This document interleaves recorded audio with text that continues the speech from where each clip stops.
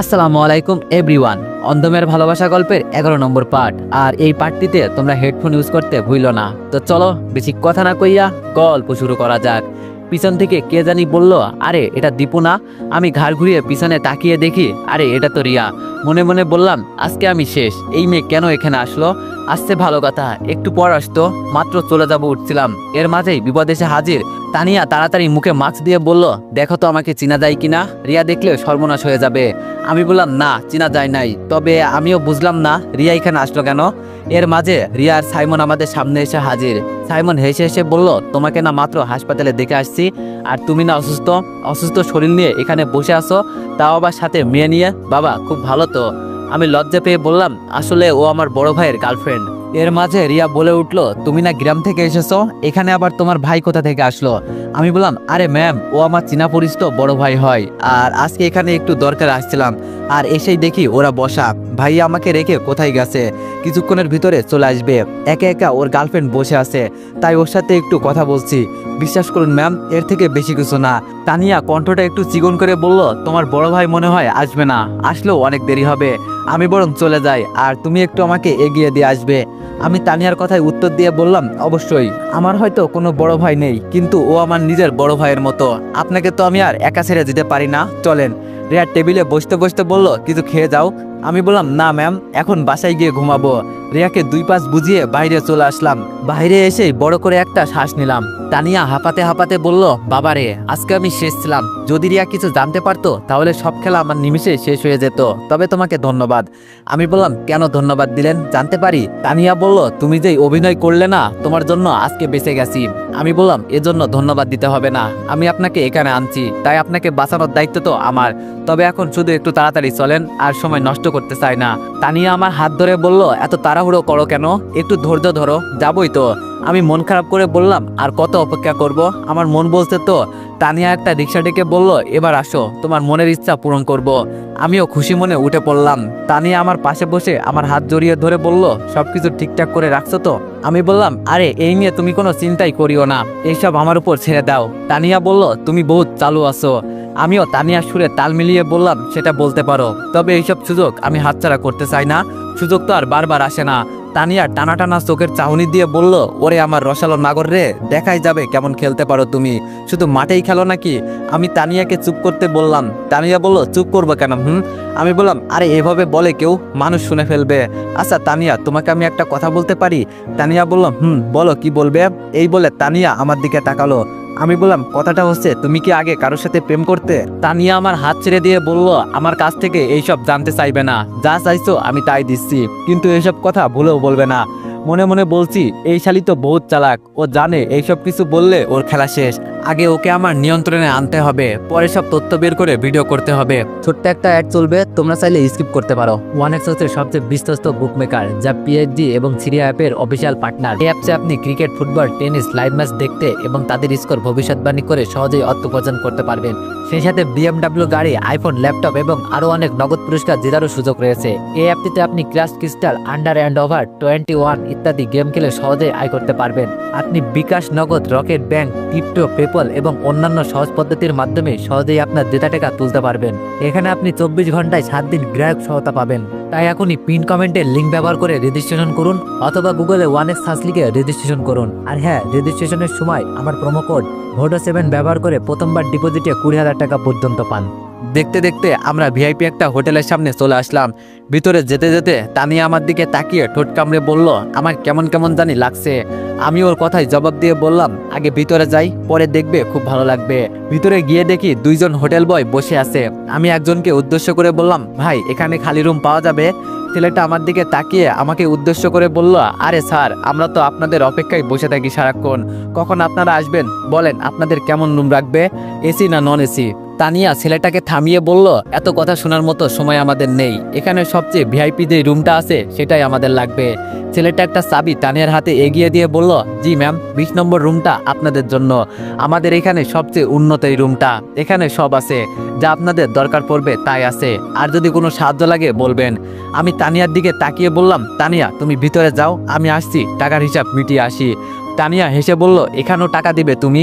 আমি বললাম, আজকে আমার সবচেয়ে ভালো একটা খুশির দিন, তাই এই দিনে কোনো টাকার হিসাব চলবে না, তুমি ভিতরে যাও, আমি চলে আসছি।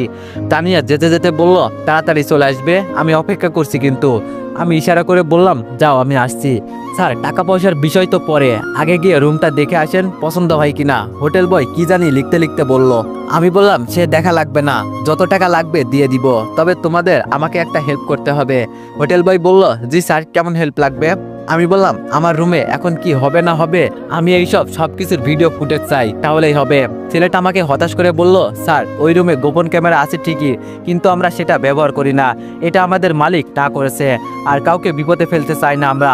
এখানে কত গার্লফ্রেন্ড বয়ফ্রেন্ড আসে, আমরা যদি চাইতাম প্রত্যেকটা ভিডিও ভাইরাল করে দিতে পারতাম, তখন আমাদের এই ব্যবসা কোথায় যেত, একবার চিন্তা করে দেখেন। আমি বললাম, আরে মামা, আমার কথাটা তো আগে শোনো, কি বলি আমি, তোমাদের মালিক এখানে আছে? হোটেল বয় বলল, না স্যার, উনি কক্সবাজারে বেড়াতে গেছেন। আমি বললাম, আমি যা চাই তাই যদি করো, যত টাকা চাইবে তোমরা দিয়ে দিব, আর এখানে তো তোমাদের মালিক নাই, আমার কথা শুনলে তোমাদের পকেটই গরম হবে, বাকিটা তোমাদের ইচ্ছে। দুইটা ছেলে মিলে কি জানি কানাকানি করছে। আমি এবার বিরক্ত হয়ে বললাম, আমি কি চলে যাব নাকি? ছেলেটা ধপ করে আমার হাত ধরে বলল, স্যার, আপনি যা বলবেন আমরা তাই করব, তবে টাকার বিষয়টা। আমি একটা চেক বের করে 2 লাখ টাকা লিখে দিলাম, দিয়ে প্রশ্ন করলাম, হবে নাকি আরো লাগবে? দুজনেই খুশি হয়ে বলল, স্যার, আপনি আজকে আমাদের বস, বলেন কি করতে পারি, আপনি যা বলবেন আমরা তাই করব, মনে করবেন এই হোটেল আজকের জন্য আপনার। আমি একটা হাসি দিয়ে বললাম, কিছুই লাগবে না, তবে আমার ভিডিও চাই, এটুকু হলেই হবে। হোটেল বয় বলল, হয়ে যাবে, আপনি যান আর গিয়ে কাজ শুরু করেন। আমি বললাম, সে তো যাবই, তবে মেয়েটার কাছ থেকে আমি কিছু উত্তর জানতে চাইছি, সেটা জেনেই চলে যাব, তবে ওর সাথে তোমরা দুইজন শারীরিক সম্পর্ক করতে পারবে। এইবার দুইটা ছেলে চোখ টেরা হয়ে গেল, দুজনেই বড় বড় চোখ করে আমার দিকে তাকিয়ে আছে আমার এই কথাটা শুনে। আমি বললাম, কি হলো, এভাবে তাকিয়ে আছো কেন, আমি কি বলছি শুনছো না? হোটেল বয় বলল, স্যার, কি বলছেন এইসব? আমি বললাম, যা বলছি তাই, এখন বলো আমার কথাই কি তোমরা দুইজন রাজি কিনা? একটা ছেলে এসে তো আমাকে জড়িয়ে ধরে বলল, স্যার, আপনি মহান, কি বলে আপনাকে ধন্যবাদ দিব ভাষা খুঁজে পাচ্ছি না, আমরা তো এরকমই কাউকে চাই, জানেন, এখানে শুধু আমরা দাঁড়িয়ে থাকি আর সবাই এসে এনজয় করে, আমাদের খোঁজ খবর কেউই রাখে না। আমি বললাম, দেখো, আমার এমনি দেরি হয়ে যাচ্ছে, আমি যখন হাতে ইশারা করব তখন রুমে চলে আসবে, কেমন? আর এখানে এসে এই দিকটা আমি সামলে নিব, এখন আসি, এই বলে চলে যাচ্ছি। পিছন থেকে একটা ছেলে ডেকে বলল, কোনো কিছু দরকার হলে শুধু একবার কল করবেন। আমি হাসতে হাসতে সামনের দিকে যাচ্ছি আর চিন্তা করছি, টাকা থাকলে কি না করা যায়। হ্যাঁ, আসলে দুনিয়াটাই টাকার পাগল। খুঁজতে খুঁজতে 20 নম্বর রুমে গিয়ে দরজায় টোকা দিলাম। ভিতর থেকে তানিয়া আওয়াজ করলো, কে? আমি বললাম, তানিয়া, আমি। তানিয়া দরজা খুলে আমাকে ভিতরে নিয়ে দরজা বন্ধ করে দিল আর ধপ করে আমাকে জড়িয়ে ধরলো। তানিয়াকে ছাড়িয়ে তাকিয়ে দেখি তানিয়া অর্ধনগ্ন হয়ে গেছে, ফ্লোরের ওপর সবুজ শাড়িটা পরে আছে। এটা দেখে আমি তাড়াতাড়ি বললাম, কি করছো তুমি, তাড়াতাড়ি কাপড় পরে নাও। তানিয়া আমার কাছে এসে চোখ টিপ দিয়ে বলল, সেই তো বললে তোমার নাকি আর সহ্য হচ্ছে না, তাই আমি একটু সহজ করে দিলাম, এখন আসো। আমি দূরে সরে গিয়ে বললাম, আসো মানে কি বলতে চাইছো তুমি? তানিয়া বলল, লজ্জা পাও কেন? যেই না তানিয়া আমাকে জড়িয়ে ধরতে আসবে, আমি বললাম, দাঁড়াও দাঁড়াও, এত তাড়াহুড়ো করো না। বিছানা থেকে একটা চাদর এনে তানিয়ার উপর দিয়ে বললাম, বিছানায় বসো, তোমার সাথে আমার কিছু কথা আছে, পরে না হয়। তানিয়া বলল, সময় কিন্তু তোমারই লস হবে, মনে রেখো আমি শুধু আজকের দিনের জন্য তোমার। আমি হেসে বললাম, থাক, আমার সময় নষ্ট হলে সমস্যা নেই, আমি সব ম্যানেজ করে নিব। তানিয়া বলল, আমার উপর চাদর দিলে কেন? আমি বললাম, তোমার এই রূপ দেখে আমি আর সহ্য করতে পারি না, মনটা চাই। লজ্জায় আমার মুখটা লাল করে বললাম। তানিয়া বলল, এজন্যই তো আমি তোমায় পাগল করতে চাইছি, এখন বলো কি বলতে চাও, এত সময় নষ্ট করে লাভ আছে কোনো? আমি বললাম, কিছু কথা বলবো, তবে সেগুলো সঠিক জবাব দিতে হবে। তানিয়া বলল, বলো কি বলবে। আমার হাতে হাত রেখে তানিয়া এই কথাটা বলল। আমি বললাম, আচ্ছা তানিয়া, তুমি কখনো কাউকে মন থেকে ভালোবেসেছো? তানিয়া বলল, হঠাৎ এই প্রশ্ন যে? আমি বললাম, না তানিয়া, এই প্রশ্ন করার একটাই কারণ, তুমি আমাকে ভালো করে পর্যন্ত চিনো না আর আমার সাথে। তানিয়া বলল, আর কোনো কথা শুনতে চাই না, তুমি আমার যেই উপকার করলে না, এর থেকেও যদি বড় কিছু চাইতে আমি তাই দিয়ে দিতাম। আমি তানিয়ার এই কথার সুযোগ নিয়ে বললাম, যদি আমার জন্য সব করতেই পারো, তবে আমি এটা জানতে চাই, তোমার যেই বাচ্চাটা আছে ওটা কার? আর আমি তো জানি দীপু মারা গেছে। তানিয়া অবাক চোখে তাকিয়ে বলল, তুমি এই কথা কোথা থেকে জানলে? আমি বললাম, আমি কিভাবে জানলাম সেটা জেনে তোমার লাভ নাই, আমি শুধু এই বিষয়ে একটু জানতে চাই। আমার মনে হচ্ছে এখানে কোনো ঘাপলা আছে, আমাকে বলতে পারো। আমি শুধু এগুলো একটু জানতে চাই, তবে আমাকে বিশ্বাস করতে পারো। তোমাকে দেখে আমার একটু জানার আগ্রহ জাগলো। তানিয়া বলল, এগুলো জানা কি খুব জরুরি? আমি বললাম, তোমাকে আমি বেশি জোর করব না, ওই বলছি না, যদি আমি তোমায় একটু হলেও উপকার করি তাহলে বলবে, নইলে থাক, আমি তোমাকে আর জোর করব না। তানিয়া বলল, কথার প্যাচের মাঝে ফেলে দিলে। আচ্ছা বলো, কি জানতে চাও? আমি আজকে তোমাকে সব বলবো, তবে আমাকে কথা দাও এইসব কাউকে বলবে না। আমি বললাম, ওমা, আমি আবার কাকে বলবো? আর বলেই বা আমার লাভ কি? আমি তোমার পরিবারের কিছু বলো, কেউ কি আমাকে কিছু জিজ্ঞেস করবে বলো? না তোমায় চিনি না জানি। তানিয়া একটু ভয় পেয়ে বলল, তাও আমার একটু ভয় লাগে। আমি এবার একটু রাগ করে বললাম, থাক তাহলে বলতে হবে না। তানিয়া বলল, এই বাচ্চাটা দীপুর না। আমি জানতাম এই বাচ্চাটা আমার না, তবে ক্যামেরায় রেকর্ড করার জন্য এইসব করছি। এভাবে বললে তো আর কেউ বিশ্বাস করবে না, প্রমাণ সহ সব দেখাবো। আমি তানিয়ার কথার মাঝে বলে উঠলাম, তাহলে এই বাচ্চাটা কার? তানিয়া বলল, আমার বয়ফ্রেন্ডের। আমি বললাম, ও তাহলে তুমি এই বাচ্চার পরিচয় দিচ্ছ কেন দীপুকে বাবা বলে? মাথায় কিছু আসছে না। আর তুমি বা তোমার বয়ফ্রেন্ডের কাছে যাও না কেন? তানিয়া বলল, যাবো তো, তবে এখানে একটা কাহিনী আছে। আমি একটু চুপ করে আবার বললাম, কি কাহিনী বলো শুনি। তানিয়া বলল, আমি শুধু দীপুদের বাসায় আছি ওদের সম্পত্তির জন্য। ওদের বাসাটা আমার নামে লিখে দিলেই ওদের বিদায় করে আমি সুখে শান্তিতে সংসার করব। আমি বললাম, আচ্ছা দীপুর সাথে কি তোমার কোনো সম্পর্ক ছিল? এই যেমন। তানিয়া বলল, আরে ও তো একটা বলদ, ওর সাথে শুধু সম্পর্ক ছিল বলতে পারো, তবে ওকে শুধু আমি টাকার জন্য ব্যবহার করছি। আমি বললাম, সবটা না হয় বুঝলাম, তবে এখনো ওর বাসায় আছো কেন? মানুষ এগুলো জানলে কি বলবে? তানিয়া বলল, আরে কে জানবে? আমি কাউকে বললে তো জানবে। আর দীপু মরে গিয়ে বেশ ভালোই হয়েছে, ওই শালা সব জানতো। এখন সব খেলা খতম, আর আমি জিতে গেছি। আমি তানিয়ার থেকে হাত ছাড়িয়ে বললাম, জানো তানিয়া, কাউকে ঠকিয়ে সুখী হওয়া যায় না, যত চেষ্টাই করো না কেন তুমি। এখন হয়তো তুমি সুখে থাকবে, কিন্তু 2 দিন পর যখন তোমার কাছে টাকা থাকবে না। তানিয়া এবার বিছানা থেকে উঠে শরীর থেকে চাদর ফেলে দিয়ে বলল, এখানে কি এনজয় করতে এসেছো নাকি এইসব বলে আমার মন খারাপ করতে চাও? আমি বললাম, সরি তানিয়া, আমি তোমার মন খারাপ করতে চাই না, তবে এখন যদি তুমি দীপুকে সামনে দেখতে পাও তাহলে কি করবে? তানিয়া আমার কথা শুনে হাসতে হাসতে বলল, দীপু আবার আমার সামনে আসবে? তুমি বলবে আর আমি বিশ্বাস করে নিব যে মারা গেছে, সে কিভাবে ফিরে আসবে? আমি বললাম, যদিও ফিরে আসে তবে কি করবে তুমি? তখন তো তোমার বাঁচার মতো কোনো রাস্তা থাকবে না। তানিয়া বলল, কি আর করব, মেরে ফেলবো। আমি বললাম, ও তাই নাকি? টাকার নেশায় তো অন্ধ হয়ে গেছো তুমি দেখছি। তানিয়া আর কোনো কথা বললো না, গা থেকে সমস্ত কাপড় খুলে ফেললো। আর হঠাৎ করেই তানিয়া আমার উপর ঝাঁপিয়ে পড়লো। আমিও শরীরের ওজন সহ্য করতে না পেরে ওকে নিয়ে বিছানার উপর হুমড়ি খেয়ে পড়ে গেলাম। তানিয়া আমাকে কাছে টানছে, আমি খুব চেষ্টা করছি নিজেকে ছাড়াতে, কিন্তু পারছি না। আমার মনে হলো এখনই সময়, এখন যদি তানিয়ার কাছ থেকে ছাড়া না পাই তাহলে আর জীবনেও বোধহয় আমি আর এই বিপদ থেকে উদ্ধার হতে পারবো না। এক ঠেলায় তানিয়াকে সরিয়ে দিয়ে দাঁড়িয়ে পড়লাম। তানিয়া শোয়া থাকা অবস্থায় আমার দিকে তাকিয়ে আছে। রেগে বললাম, কাপড়টা পরে নেন, এভাবে আর কতক্ষণ থাকবেন? তানিয়া শোয়া থেকে উঠে আমাকে জড়িয়ে ধরে বলল, তুমি এমন করছো কেন? আমি তো তোমাকে কিছুক্ষণ সুখ দেওয়ার জন্যই এমন করছি, আর তুমি? ঠাস ঠাস করে তানিয়ার গালে চর বসিয়ে দিয়ে বললাম, এখনো সময় আছে, কাপড় পরে নে, এভাবে আর কতক্ষণ থাকবি? তানিয়া ভয়ে ভয়ে আমার দিকে তাকিয়ে বলল, কিন্তু। এবার আমি বেশ রেগেই বললাম, তুই কাপড় পরবি নাকি আমাকে অন্য ব্যবস্থা করতে হবে? ভয়ে ভয়ে তানিয়া কোনো রকম শাড়িটা গায়ে পেঁচিয়ে নিল। আমার দিকে বড় বড় চোখে তাকিয়ে তানিয়া প্রশ্ন করলো, তুমি এমন করছো কেন? আর হঠাৎ করে তোমার কি হয়েছে? আমি হাসতে হাসতে বললাম, আমি কে, আমার পরিচয় কি, এসব না জেনে আমার সাথে বেডরুম শেয়ার করতে চলে এলি? ছি, একটু কি তোর ভিতরে লজ্জা শরম নাই তানিয়া? টাকাই কি তোর কাছে সবকিছু? তানিয়া এবার ভয়ে ভয়ে দরজার কাছে চলে যেতে চাইছে। আমি সরাসরি বললাম, এখান থেকে যদি এক পাও বের হইস তাহলে এখান থেকে আর তুই জীবন্ত ফিরতে পারবি না। যদিও যাস তবে সেটা তোর লাশ, তাই বলছি এখানে চুপচাপ দাঁড়িয়ে থেকে আমার কথা শোন। আর যদি মনে করিস আমি মিথ্যা বলছি তাহলে একবার বাইরে যা, দেখ বেঁচে ফিরতে পারিস কিনা। তানিয়া এবার ভয়ে ভয়ে কাঁপতে কাঁপতে আমার সামনে এসে বলল, সত্যি করে বলো তো তুমি কে? আমি হাসতে হাসতে বললাম, আমি কে তা অবশ্যই বলবো, তবে এখন আমাদের মাঝে যেই সব কথা হয়েছে তার সব ভিডিও হয়ে গেছে। খুব চালাক তো ছিলি এখন। এবার তানিয়া অসহায় দৃষ্টিতে আমার দিকে তাকিয়ে বলল, আমার ক্ষতি করে তোমার লাভ আছে? একবার চিন্তা করে দেখো, আমি তোমার সুখ দেওয়ার জন্যই শরীর বিলিয়ে দিতে চাইছিলাম, আর তুমি আমার সাথে এমন ব্যবহার করছো। আমি এবার দাঁড়ানো থেকে বিছানায় গিয়ে বসে তানিয়াকে বললাম, আয় এখানে বস। তানিয়া ভয়ে ভয়ে আমার পাশে এসে বসলো। এখন আমাদের মাঝে নীরবতা চলছে, আমিও কোনো কথা বলছি না, তানিয়াও কোনো কথা বলছে না, চুপচাপ বসে আছে। নীরবতা ভেঙে আমি বললাম, দীপুর কথা এখনো মনে পড়ে তোমার তানিয়া? তানিয়া আমার দিকে তাকিয়ে বলল, যে মারা গেছে তাকে মনে করে কি লাভ? আমি হেসে দিয়ে বললাম, ও আমি মারা গেছি নাকি? আর আমি নিজেই তা জানি না, এটা কিভাবে সম্ভব? এবার তানিয়া বসা থেকে উঠে পড়লো, আমার দিকে ভালো করে তাকিয়ে চেনার চেষ্টা করছে আমি কে। আমি বললাম আমাকে আর দেখা লাগবে না, আমার পরিচয় শোন। তুই যার খেয়ে আজ বেঁচে আসোস, আগে যেই বোকাশোকা ছেলের সাথে প্রেম করতি আর টাকা লুটে নিতি, বর্তমান সমাজে যার পরিচয়ে বেঁচে আসোস সেই মানুষটাই আমি। আমার কথা শুনে তানিয়ার কপাল থেকে বিন্দু বিন্দু ঘাম পড়তে লাগলো আর হঠাৎ করেই বলে উঠলো, দীপু। আমি বললাম এই তো চিনে ফেলছোস। তানিয়া এবার এক কোনায় গিয়ে চুপটি করে দাঁড়িয়ে পড়লো, কোনো কথা বলছে না, শুধু আমার দিকে তাকিয়ে আছে। আমি ওর কাছে গিয়ে বললাম, কি ম্যাডাম, আমার সাথে কথা বলবেন না? তানিয়া বলল, তুমি আজও বেঁচে আছো, আমার তো বিশ্বাসই হচ্ছে না। আমি বললাম, তুই বিশ্বাস করলে আর না করলেই বা আমার কি, এতে আমার কিছু যায় আসে না, তবে তোর কোলে যেই সন্তান সেটা নাকি আমার। তানিয়া ভয়ে কান্না করে দিয়ে বলল, আমাকে মাফ করে দাও, আমার ভুল হয়ে গেছে। আমি বললাম, আরে আরে কান্না করিস না, আমি তোকে মারবো না, তবে আমার সাথে কেন বেইমানি করলি আমি শুধু এটাই জানতে চাই। কিন্তু তানিয়ার মুখে কোনো কথা নাই, শুধু চুপ করে দাঁড়িয়ে কান্না করছে।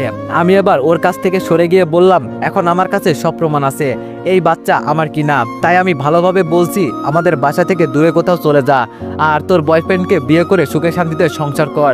তানিয়া বলল, আমি অনেক বড় ভুল করে ফেলেছি, তোমার সাথে এটা আমার করা উচিত হয় নাই। আমি বললাম, বাবা, ভূতের মুখে রাম রাম, কুকুরের লেজে পা দিয়ে রাখলে কুকুরের লেজ কখনো সোজা হবে না, আজীবন না। আর তুই যদি আজীবন বলিস আমি ভালো হয়ে গেছি, সেটা আমি কখনোই বিশ্বাস করব না। তানিয়া বলল, আমি তোমাকে খুব কষ্ট দিয়ে ফেলেছি না? আচ্ছা দীপু, তোমাকে একটা কথা বলি, তুমিও তো আমাকে ভালোবাসতে না, তুমি তো রিয়াকে ভালোবাসতে, এখানে আমি বা কি অপরাধ করছি? আমার অপরাধ তো শুধু এইটুকু যে আমি আমার সন্তানকে তোমার পরিচয় দিছি, এজন্য আমাকে মাফ করে দাও। সত্যি টাকার নেশায় আমি অন্ধ হয়ে গেছি। আমি বললাম, এসব বলে আমার রাগ আর বাড়াবি না, তবে তোরে একটা সারপ্রাইজ দেওয়ার আছে। হাতে ইশারা করে বললাম, কোথায় তোমরা? একটু পর দরজার টোকার আওয়াজ শুনলাম, দরজা খুলতে খুলতে বললাম, তোমার সারপ্রাইজ চলে আসছে। দুইটা ছেলে রুমে ঢুকতেই তানিয়ার দিকে তাকিয়ে বললাম, তোর না শারীরিক সম্পর্ক করার খুব শখ, আজকে ওদের দুজন তোর কাছে রেখে গেলাম, মজা করবি আর কান্না করবি, আর এখান থেকে গিয়ে সরাসরি আমাদের বাসা ছেড়ে দূরে কোথাও চলে যাবি, একেবারে আমার দু চোখের সামনে থেকে। যদি কোনোদিন আমার সামনে পড়িস না, কি করব তখন আমি নিজেও জানি না। এই বলে যেই আমি রুম থেকে বের হব, তখনই তানিয়া আমার পায়ের কাছে পড়ে বলল, আমাকে এখানে একা রেখে যেও না, বলছি তো আমি জীবনেও আর কোনো ভুল করব না, আমার উচিত শিক্ষা হয়ে গেছে। আসলে কাউকে ঠকিয়ে কেউ ভালো থাকতে পারে না, প্লিজ আমাকে মাফ করে দাও, তোমার পায়ে ধরে বলছি। আর কিভাবে তোমার কাছে মাপ চাইবো বলো? একজন হোটেল বয় বলল, থাক স্যার, মাফ করে দেন ওকে, ভুল তো মানুষই করে। আমি ওর দিকে তাকাতেই একটু মায়া হলো, কি আর করব, যতই হোক ও আমার আগের গার্লফ্রেন্ড ছিল। আমি ওকে তুলে হোটেল বয়দের উদ্দেশ্য করে বললাম, তোমাদের এখানে ভালো কোনো মেয়ে পাওয়া যাবে? একটা ছেলে মাথা চুলকাতে চুলকাতে বলল, হঠাৎ এই কথা কেন স্যার? আমি বললাম, আমি যা বলছি সেটা বলো। হোটেল বয় বলল, আছে স্যার, আপনি বললে এখনই চলে আসবে। আমি বললাম, তোমাদের যেই দুইটা মেয়ে পছন্দ হয় নিয়ে এসে এখানে এনজয় করো, আধা ঘন্টার জন্য আমি তোমাদের বাইরে সবকিছু সামলে নিব, আর এসে আমাদের ভিডিওটা দিয়ে দিবে, আমার কাজে লাগবে। দুজনেই আমাকে জড়িয়ে ধরে বলল, অনেক অনেক ধন্যবাদ স্যার আপনাকে। আমি তানিয়াকে নিয়ে বাইরে আসতেই তানিয়া বলে উঠল, ধন্যবাদ তোমাকে। আমি বললাম, থাক, আর ধন্যবাদ দিতে হবে না, আমি না থাকলে তো আমাদের সবকিছু দখল করে নিতে। তানিয়া মাথা নিচু করে বলল, এজন্য আমি অনেক অনেক সরি, আমি এখন বুঝতে পারছি আমি কত বড় ভুল করতে চলছি। আচ্ছা ভিডিওটা ডিলিট করে দাও। আমি ভিতরে গিয়ে বসে বললাম, এত সহজে ডিলিট করব না, বলা তো যায় না, তুমি আবার নতুন করে কি করে বসে থাকো? তানিয়া বলল, বলছি তো আমি সরি, আমাকে মাফ করে দাও। আমি বললাম, মা বাবার তোমাকে আমাকে মৃত বানিয়ে শান্তিতে রাখছো বলো? সমাজে বলে বেড়াইছো আমার একটা সন্তান আছে, এখন যদি সময় আমার আসল পরিচয় জানে, সবাই তো আমার মুখে থুতু ছুঁড়ে মারবে। তানিয়া চুপচাপ বসে আছে, কোনো কথা বলছে না। এখন হয়তো সবকিছু বুঝতে পারছে সে কি করেছে। হঠাৎ করে তানিয়া বলে উঠলো, এতদিন তুমি কোথায় ছিলে? আমি বললাম, এসব জেনে তোমার কোনো লাভ আছে? এখন তোমার ব্যাপারে বলো, বিয়ে করেছো তোমার বয়ফ্রেন্ডকে? তানিয়া বলল, এখনো করি নাই, তবে খুব শীঘ্রই করব, আমাদের জন্য দোয়া করবে। আমি হাসতে হাসতে বললাম, বিয়ে করার আগে এক বাচ্চার মা, ভালো ভালো, খুব ভালো। আমাদের সমাজে তোমার মতো কিছু মেয়ে হলে আমার মনে হয় বিয়েটা উঠে যেত। কি বলো, যেখানে বিয়ে ছাড়া বাচ্চা হয় সেখানে বিয়ে করে লাভ আছে কোনো? আমি একটু শুয়েও দেখলাম না তোমাকে, আর এর ভিতরে আমি বাবা হয়ে গেলাম, বিষয়টা চিন্তা করা যায় বলো? তানিয়া কণ্ঠটা ভারী করে বলল, আমাকে অপমান করা হচ্ছে বুঝি? বলছি তো আমি সরি। আমি বললাম, কই অপমান করলাম?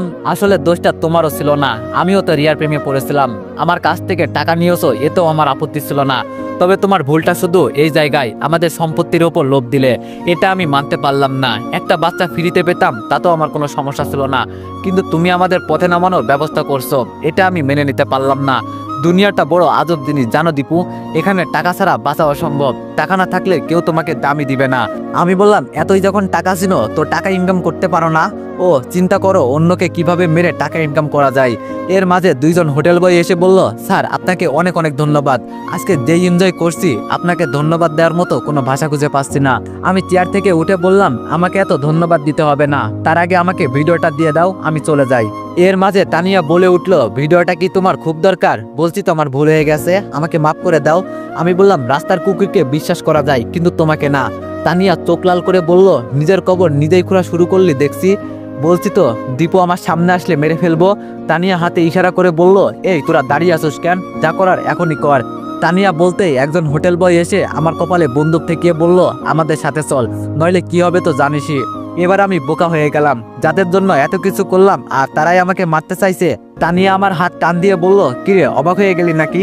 আমি হোটেল বয়দের উদ্দেশ্য করে বললাম, আমি তোমাদের জন্য এত কিছু করলাম আর তোমরাই আমাকে মারতে চাও? ছেলেটা আমাকে ঠেলতে ঠেলতে নিয়ে যেতে যেতে বলল, আমরা টাকা দিয়ে কি করব? আমাদের যেই টাকা আছে এতেই হয়ে যায়, আমরা তো দেহের পাগল। নতুন মেয়ে, চিন্তা করা যায়। আমি ওদের বলছি, তোমরা যা চাইবে আমি তাই দিব, বিনিময়ে তোমাকে মারতে হবে। ওরাও রাজি, আমিও রাজি।